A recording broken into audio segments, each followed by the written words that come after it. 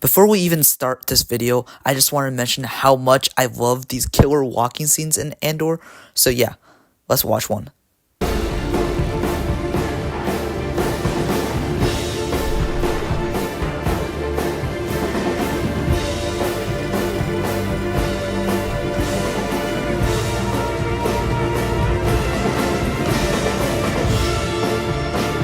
Okay, now let's dive into this. This is a pre-recorded audio, so I'm gonna sound different, but yeah, whatever. Let's go. Hi, this is Owen, and this is Owen Talks Movies. Today we're going to be ranking every single Andor episode from Season 1 to Season 2. So there will be a spoiler warning on both seasons, obviously. And without further ado, let's dive right into it. Number 24, Last Place, will be That Would Be Me, Episode 2 of Andor.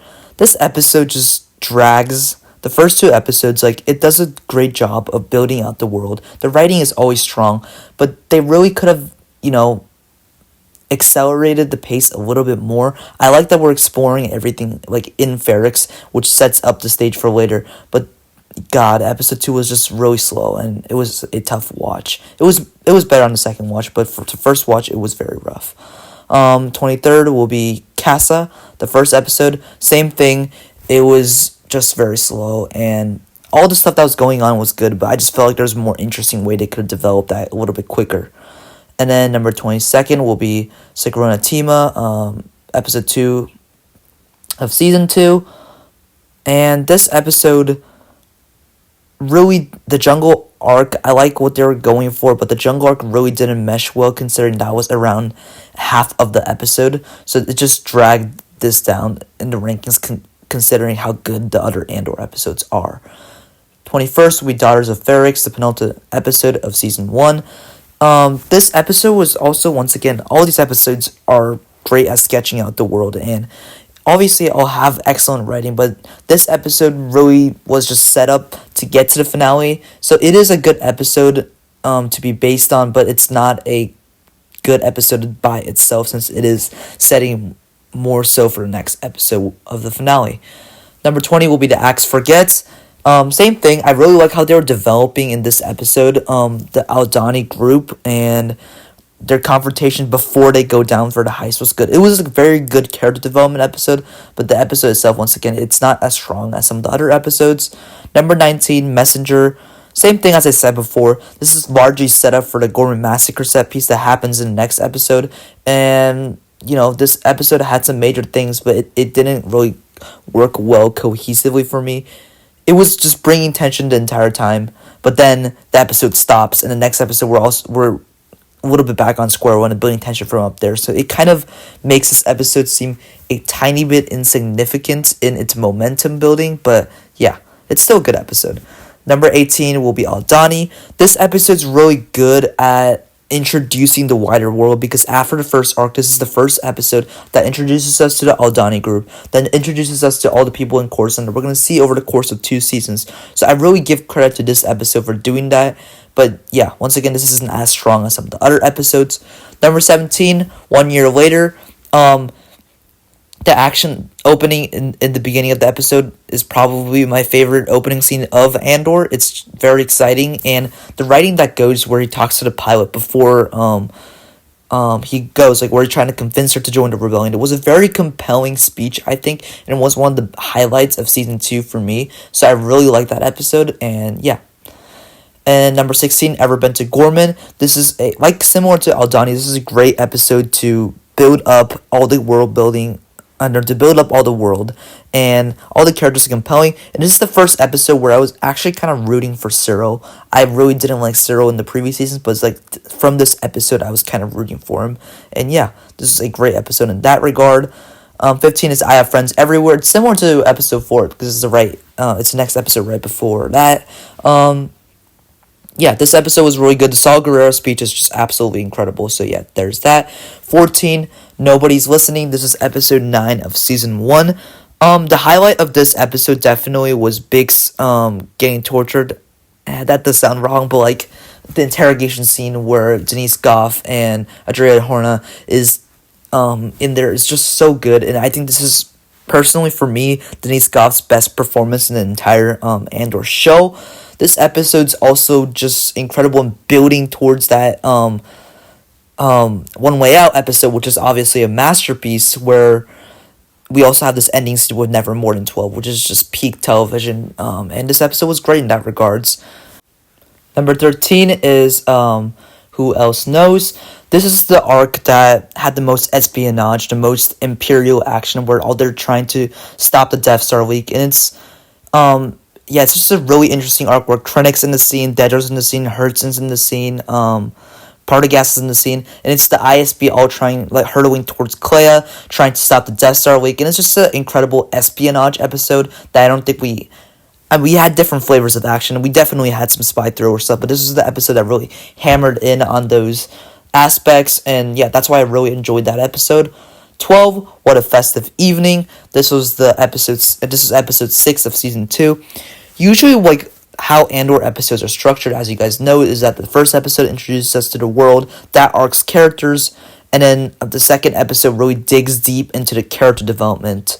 And then by the third episode, like, of an arc, usually, like, take all that momentum into this, like, high sprint action, or like high sprint, like, dialogue, like a lot of these, like, big moments that we love about the show. Like, we see that with the Aldhani heist, we see that with the Narkina 5 prison break, we see that with the Gorman massacre, and this is like one of the episodes that the arc itself was just also set up for the Gorman centerpiece that happens in episode 8, and it's part of this, like, 4-episode build up to that. And that's why, like, I had these big expectations for this third episode. Like, even if it did not have the Gorman massacre, like, I expected to have some kind of big action, but really didn't have that. The biggest action was Cinna's death and Vel's conversation afterwards, and it was Clea getting that key. And those are very good, tense moments, but I just had these high expectations and didn't really meet them. And yeah, that episode was good, but it's just not as good as some of the other episodes because of that. So I do place this a little bit lower on 12, but it's still a very good episode. Like, Biggs killing Gorse is one of my favorite moments in Andor, in the entire show of Andor. So yeah. And then number 11 is Narkina 5. This introduces us to the arc's world very well, but it also sets up Tay Kolma and Mon Mothma's stuff that happens all throughout until episode 3 of season 2. And the writing, the directing, they all compose the Mon Mothma and Tay Kolma scene into this incredible sequence, like, for the audience. So yeah, I really give a lot of credit to that for the Narkina 5 episode. This is episode 8 of season 1. Number 10 is Reckoning. This was the episode that really solidified to me that Andor is going to be my favorite Star Wars property. Episode 1 and 2 were good. They had good writing, and it really felt different. But they were a little bit slower, like I mentioned before. And by the time we get to this episode, everything went into high gear, and it was just incredible to watch. And this is the first time I also really felt the intensity, the tense nature of these conversations, the tense nature of this action. And yeah, this is the episode that really made me hooked into the show, especially with that final sequence where it's drawing parallels between Cassian's earlier life, where he was taken by Marva out of Canary, and then now when he's taken by Luthen out of Ferrix, where he's going to be a rebel, or the journey towards being a rebel. Number 9 is Make It Stop. This is a great standalone episode that really focuses on Luthen's sacrifice, that focuses on Clea. The flashbacks that come in this episode are intricately woven.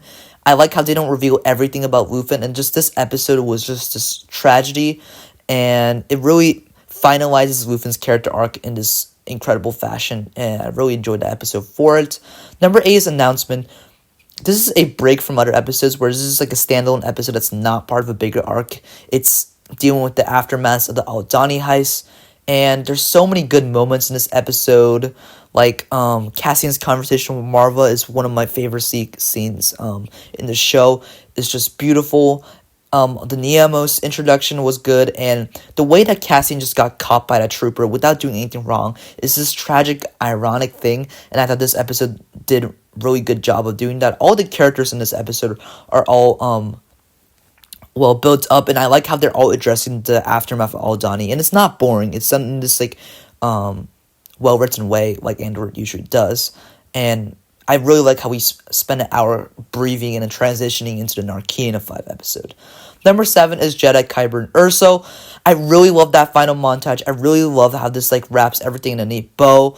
But majority of the episode is in Yavin after that opening sequence. So this episode is incredible in finalizing this great show. But the episode itself is just not as good as the other 6 that are coming up. Because this episode was just mainly in this one location where it's dealing with the aftermath and ending the character arcs. And there's nothing wrong with that, but it just wasn't as good as the other ones.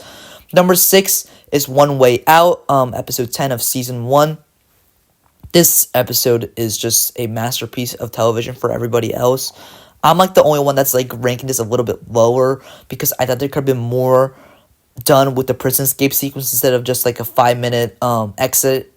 You know, the speech that Kino Loy makes, Andy Serkis makes, I thought that was Emmy worthy. And this episode is just incredible, especially with Kino and Lufin's monologues. And the I Can't Swim line is probably the greatest line that was uttered in Andor for me. But it just didn't reach the highs that I did for the other ones.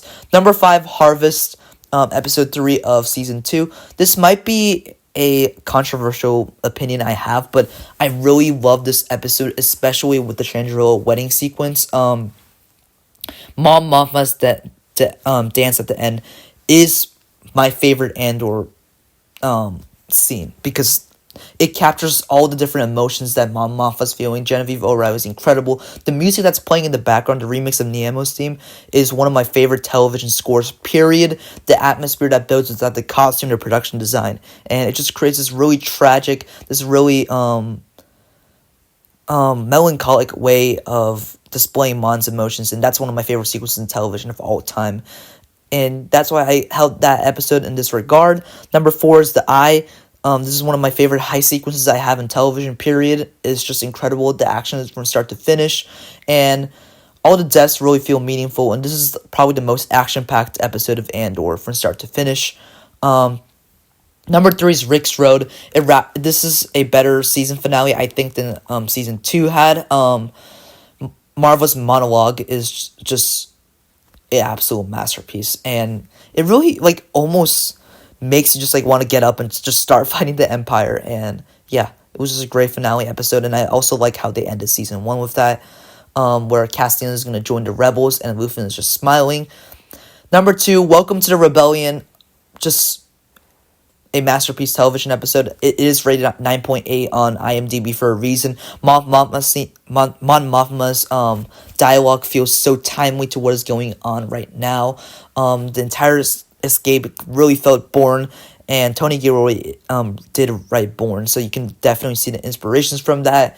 And Bix's exit is a top 3 Andor moment. This is the moment in Andor that got the closest to making me cry, and it was just really emotional to watch. And I like how they didn't just shoot her and, you know, do that way, but take her out of Rogue One, but not in this obvious way, which I thought was brilliant. And then number 1 is Who Are You? The Gorman Massacre episode. What more to say? This episode has it all. Action, character development, writing, production design. This is just Andor at its peak. They built the entire plaza. The writing that goes with this is incredible. Like, Who Are You to Ciro's arc is literally one of my favorite final moments of a character arc of all time in television. The Gorman Massacre is just so tragic, and the action develops in this really emotional way. And Diego Luna exiting Gorman as tears drop down from his face is just peak performance, peak television.